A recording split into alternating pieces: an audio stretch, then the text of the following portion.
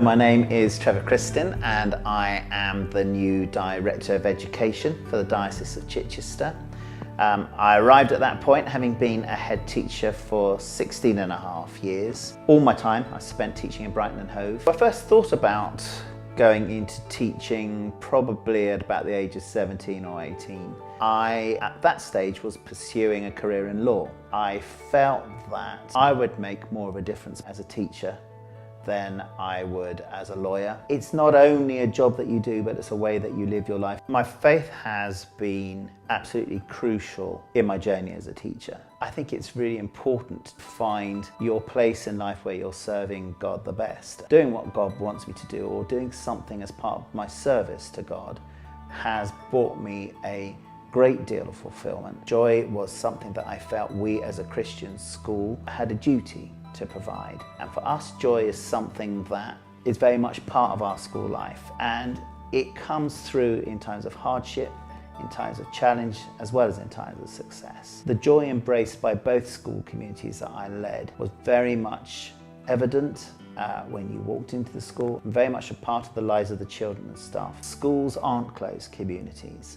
They're places built around the children, but they're full of families, they're full of parents. If our schools are going to be authentically Christian in their ethos, then the people that come in and are part of our wider school community should feel that joy, and they should know that joy. I think there's quite a pressure on schools to be results orientated and standards driven. And whilst those are really important things, the school community has to focus on so much more than that. We need to be having a strong emphasis on care, so that we're a positive and dynamic role model for how children can relate to one another as they grow.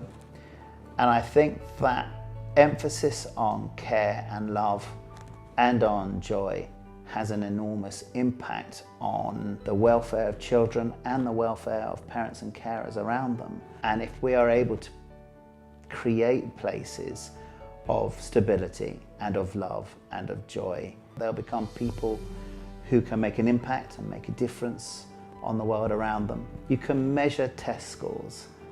It's harder to measure joy, care and love, but you can see it and you can feel it, and you can respond to how people are reacting. We have been teaching the children about love and giving them clear biblical references.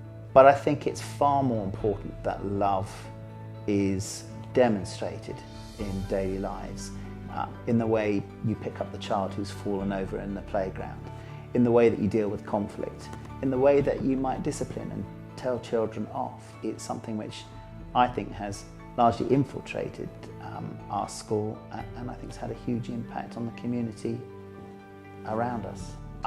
I would suggest that Christianity is uncompromisingly about love, and I think that's the example we are set by Jesus and his sacrifice and God's sacrifice.